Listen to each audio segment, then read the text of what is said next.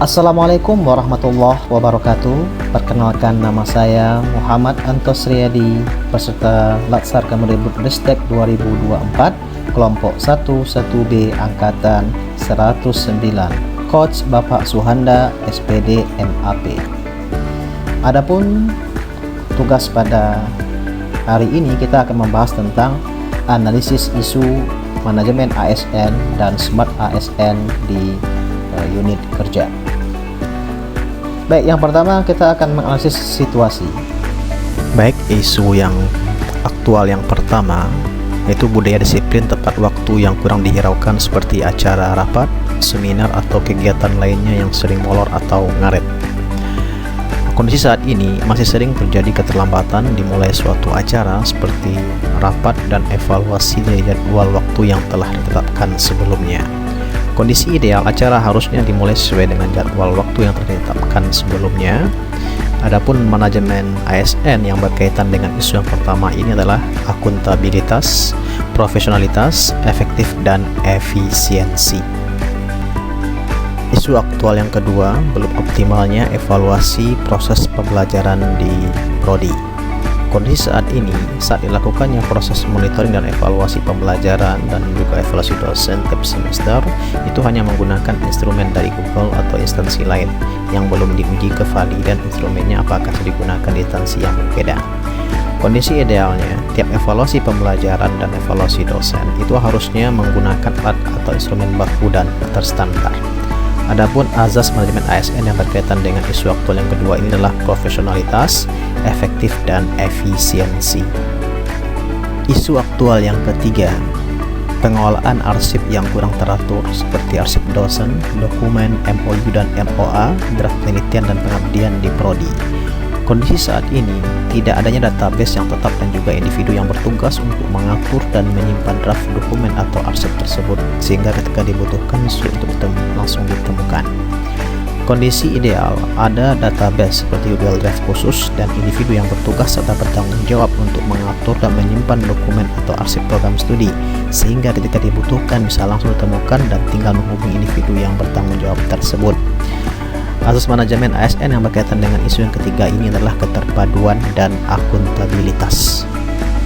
Isu aktual yang keempat, belum tersedianya modul baku dan terstandar pada pembelajaran mata kuliah psikometri di Prodi.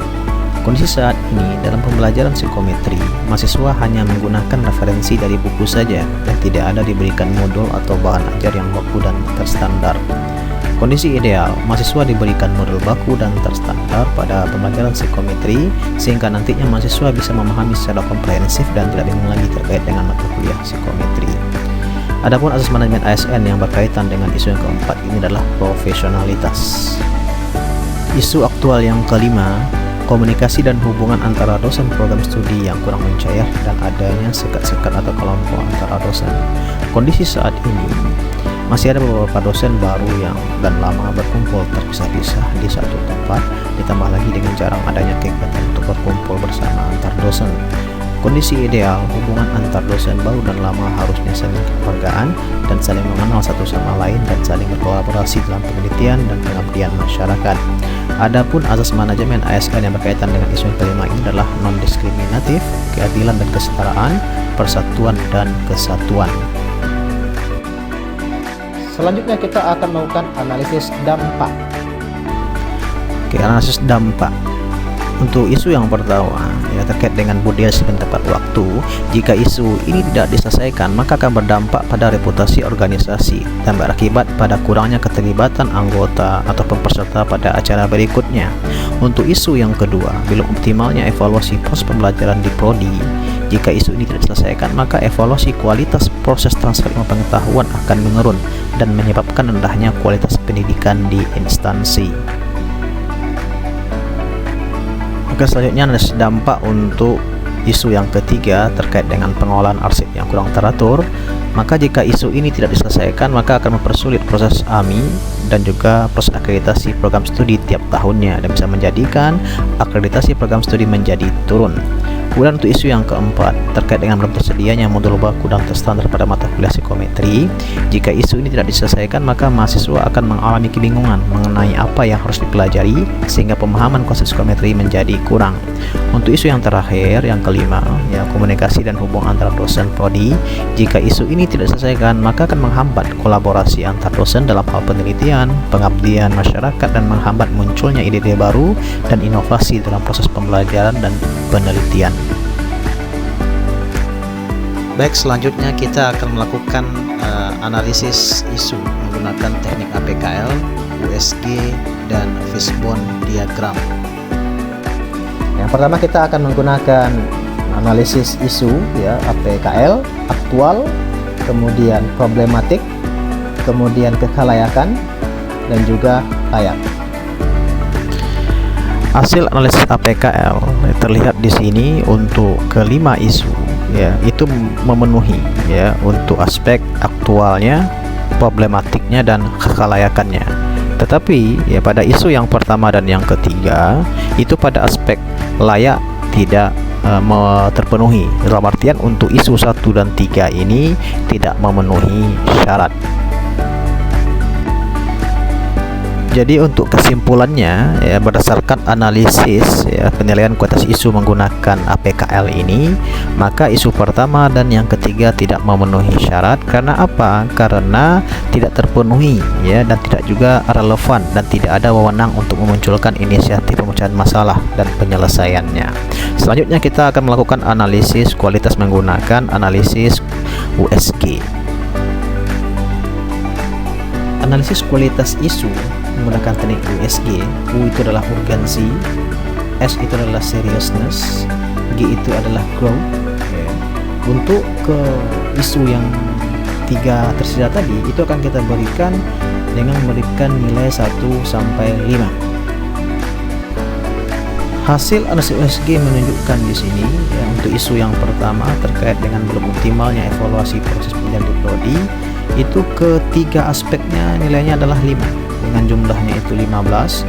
Dan untuk isu yang kedua belum tersedianya modul baku dan terstandar itu nilai totalnya 13. Dan untuk yang terakhir yang ketiga, isu yang ketiga komunikasi dan hubungan antara dosen, ini jumlahnya total 12. Jadi yang paling tertinggi itu adalah yang isu nomor 1, belum optimalnya evaluasi proses penelitian di prodi.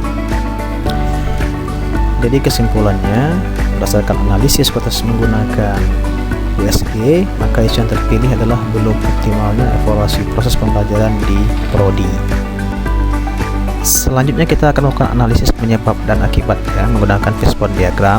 Jadi yang menjadi akibat di sini atau masalah adalah belum optimalnya evaluasi proses pembelajaran di prodi.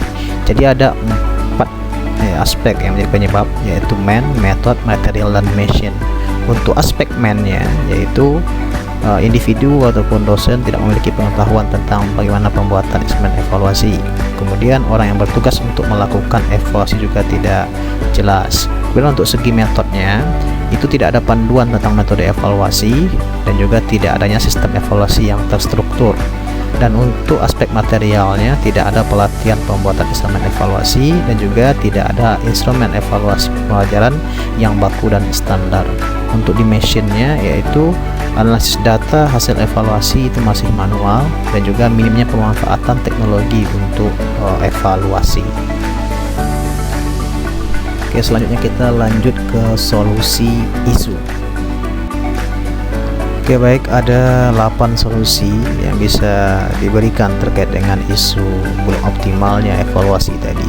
Yang pertama adalah ketua program studi menunjuk individu atau membentuk tim evaluasi yang bertanggung jawab untuk membuat dan mengembangkan instrumen yang baku dan standar.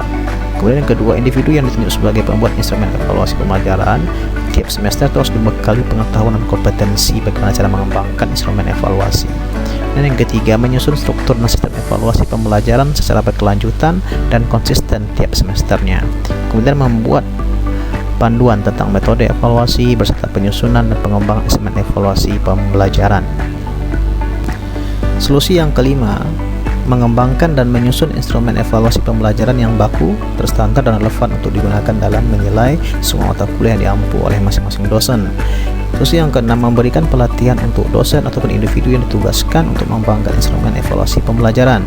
Terus yang ketujuh, memanfaatkan teknologi seperti Google Form untuk memudahkan pengumpulan data. Yang terakhir, melibatkan software analisis statistika dalam hal analisis hasil dan melibatkan teknologi dalam hal penyimpanan informasi evaluasi. Sekian dan terima kasih.